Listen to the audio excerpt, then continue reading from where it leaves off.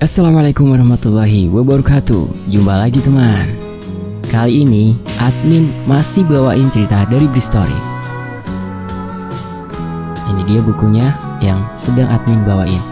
Teman-teman bisa order ya. Nanti linknya admin sediain di deskripsi. Dukung penulisnya juga ya. Oke?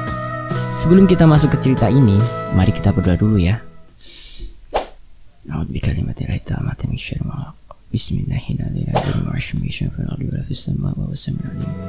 Allahumma sholli ala sayyidina Muhammad sallallahu alaihi wasallam. Oke, kita masuk ke ceritanya.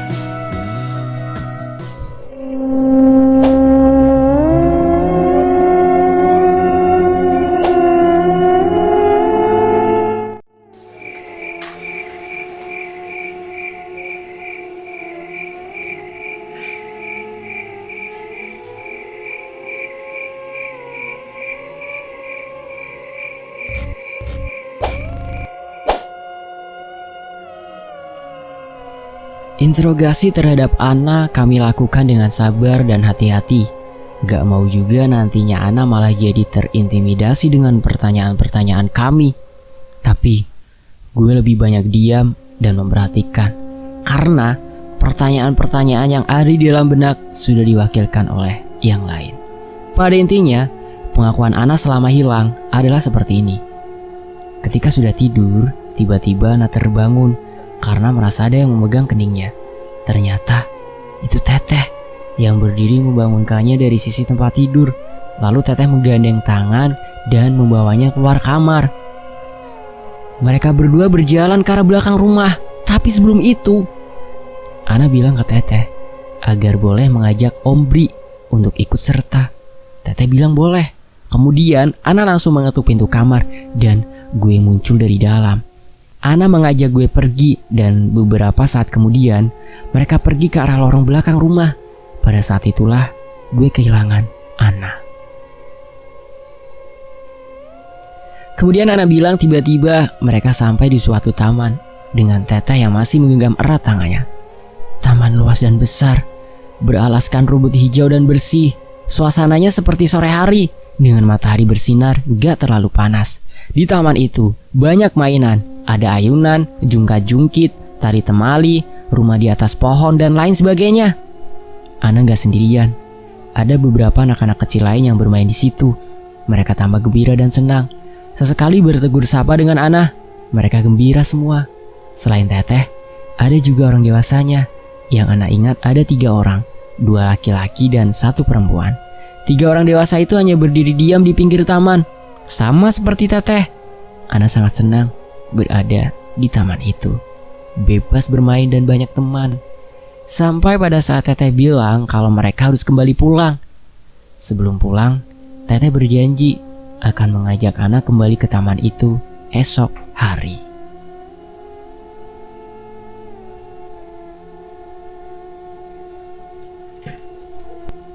Setelah itu, mereka pulang. Teteh mengantarkan Ana sampai ke lorong belakang rumah, tempat di mana Ana tiba-tiba muncul. Kurang lebih seperti itulah rangkuman cerita Ana yang bisa kami tangkap. Aneh, tapi nyata. Dan begitulah adanya. Setelah Ana bercerita, gue dan Irwan gak bisa bohong dan menutupi lagi kepada papanya Irwan dan keluarga. Akhirnya, kami cerita tentang sosok Teteh di rumah Teteh seluruhnya. Mereka cukup kaget mendengarnya, apalagi mamanya Ana. Dia langsung merapikan barang-barangnya yang ada di kamar Teteh dan memindahkan semua ke kamar Irwan. Tapi papanya Irwan beda. Beliau malah tertawa melihat anak perempuannya yang ketakutan. Papanya Irwan berpendapat bahwa Ana hanya bermimpi, dan ketika menghilang, Ana hanya bersembunyi di dalam lemari yang ada di lorong itu. Beliau lebih percaya dengan alasan logis untuk saat itu. Mamanya Ana dan mamanya Irwan sebenarnya sudah meminta agar mereka pindah ke hotel saja atau mempercepat jadwal ke Jakarta. Tapi papanya Irwan bersikukuh tetap menginap di rumah Teteh semalam lagi. Malam ketiga dimulai. Sampai jam 9 malam itu, kami, gue, Irwan, papanya Irwan, Asep, dan Nandu masih berbincang di ruang tengah. Sebagian besar pembicaraan membahas tentang petualangan Ana pada malam sebelumnya. Papanya Irwan tetap beranggapan bahwa Ana hanya bermimpi. Gak ada hubungannya dengan hal-hal mistis. Gue dan teman yang lain mulai was-was dengan cara berpikir dan omongan beliau. Takut Teteh mendengar dan marah. Kamar Teteh yang tadinya diisi oleh Ana dan mamanya, kali ini dibiarkan kosong seperti sedia kala. Mereka pindah tidur ke kamar Irwan, sedangkan Irwan mengungsi ke kamar Asep. Gue tetap sendirian. Suasana mulai terasa gak enak ketika papanya Irwan berkata, "Kalian itu kok ya takut sama setan? Setan, hantu, atau apapun juga namanya, mereka kan derajatnya di bawah kita sebagai manusia. Manusia adalah makhluk Allah yang paling tinggi derajatnya." Omongan beliau emang benar, tapi kan takut ya tetap aja takut. Firasat gue bener. Ketika sekitar jam 11 tiba-tiba pintu kamar Teteh terbuka dengan sendirinya. Terbuka perlahan. Kami semua langsung terdiam memperhatikan pintu yang setengah terbuka. Tenang, itu pasti tertiup angin. Bapaknya Irwan coba mencari alasan logis. Gue, Irwan, Asep, dan Nando tahu kalau itu pertanda Teteh sudah mulai akan beraksi. Lalu tiba-tiba papanya Irwan beranjak dari duduknya dan berjalan mendekati kamar Teteh. Beliau masuk ke kamar itu dan menyalakan lampunya. "Nih Om, nyalakan lampunya ya, supaya kalian tenang dan yakin kalau nggak ada apa-apa di dalam sini." Kemudian beliau keluar kamar dan menutup pintu. Melihat gelagat kami yang ketakutan, papanya Irwan menyuruh kami untuk masuk ke dalam kamar masing-masing dan tidur. Kami menuruti omongannya. Sudah bisa ditebak, gue gak bisa langsung tidur di dalam kamar. Perasaan gue gak enak. Yang biasanya jendela kamar dibiarkan terbuka, kali ini gue tutup rapat-rapat. Selain gak tahan dengan angin dingin yang masuk, juga karena takut ada hal-hal seram mungkin terlihat dari luar. Suasana sepi dan hening, gak terdengar suara apapun dari dalam dan luar rumah. Hanya sesekali suara motor melintas di jalan depan. Anehnya, tiba-tiba saja gue ngantuk berat. Entah karena lelah dengan kegiatan pada siang harinya, entah ada hal lain. Dan gue pun tertidur, pulas. Di dalam tidur, gue bermimpi. Mimpi yang sangat jelas, nyaris seperti bukan mimpi.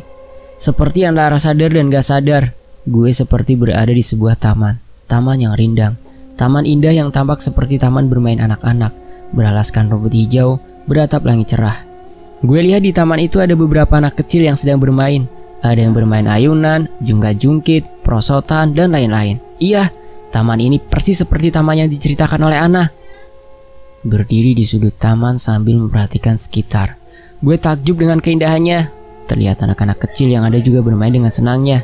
Pandangan gue berhenti pada satu anak perempuan yang menarik perhatian. Gue melihat Ana yang sedang berlarian gembira. Benar, itu Ana. Dia belum melihat gue yang berdiri memperhatikan. Ana masih asik bermain bersama teman-temannya. Gak jauh dari Ana bermain, gue melihat perempuan berambut panjang, berpakaian serba putih, berdiri memperhatikan anak-anak yang sedang bermain. Itu Teteh. Kami berjarak sekitar 15-20 meter. Anehnya, dalam mimpi itu gue gak merasa takut, biasa aja. Pada akhirnya gue memutuskan untuk berjalan mendekati Teteh. Langkah kaki terasa ringan, enggak seperti mimpi-mimpi gue sebelumnya. Ketika jarak kami sudah cukup dekat, tiba-tiba, "Om Bri!" Suara Ana membuat gue menoleh ke arah kanan. Ana berlari mendekati gue. "Om Bri, ikut ke sini juga ya." Ana tersenyum, senang melihat gue. Gue hanya terdiam tersenyum, belum mampu berkata apa-apa. Teteh terlihat tersenyum ketika gue menoleh ke arahnya. Ana lanjut main aja ya. Om Bri mau ngomong sama Teteh dulu." "Iya Om," jawab Ana dan langsung kembali bermain. Gue kembali berjalan mendekat ke arah Teteh. Ketika jarak kami sudah cukup dekat, gue gak bisa bicara apa-apa. Mulut tercekat, kaki gue gak bisa melangkah lagi. Tiba-tiba, gue merasa takut. Kami berdiri berhadapan. Dalam mimpi itulah akhirnya gue bisa melihat Teteh seutuhnya. Dengan rambut panjangnya, dengan wajah yang nyaris gak terhalang apapun. Jelas gue melihat parasnya. "Bri." Dengan suara datar dan sambil tersenyum Teteh menyebut nama gue untuk pertama kalinya. Gue terdiam, gak bisa bicara. Aku ajak Ana main sebentar ya. Sebentar lagi kami pulang. Gue tetap terdiam gak bisa bicara. Hanya bisa mengangguk. Tinggi teteh nyaris sama dengan gue. Kulitnya putih kecoklatan, berparas cukup cantik, dengan rambut hitam terurai, hampir menyentuh pinggangnya. Bajunya berwarna putih cerah, gak kusam dan kotor. Gue tertegun melihatnya. Cukup lama kami berdiri berhadapan. Sesekali teteh mengalihkan pandangannya ke arah taman di mana Ana dan teman-temannya sedang bermain.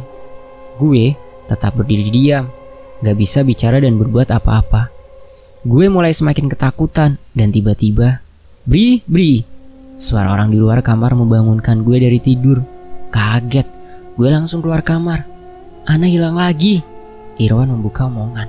Jam 3 pagi itu, seluruh penghuni rumah ternyata sudah berkumpul di ruang tengah. Menurut mamanya Ana, beliau sudah tidur dengan memeluk Ana supaya gak hilang lagi. Tapi ternyata Ana tetap menghilang.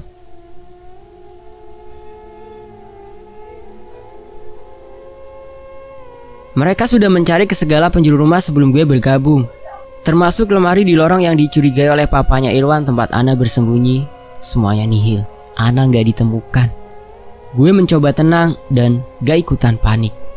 Walaupun gue masih agak kebingungan dengan mimpi yang baru aja gue alami. Mama dan neneknya Ana terlihat menangis. Papanya Irwan tetap sibuk mencari Ana ke setiap sudut rumah.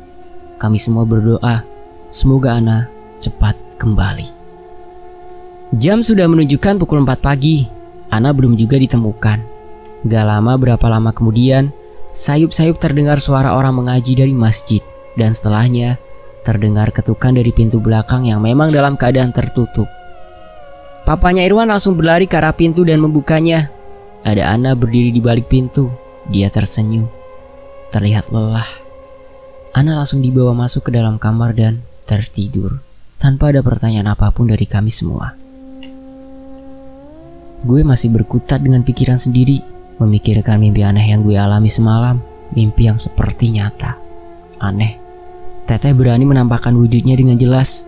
Mungkin karena kami sudah kenal cukup lama. Mungkin. Siang harinya, Ana berperilaku normal seperti biasanya. Seperti gak pernah terjadi apa-apa. Padahal 2 malam berturut-turut dia mengalami hal yang cukup aneh. Ana hanya bercerita kalau dia memang diajak teteh bermain di taman yang sama dengan malam sebelumnya.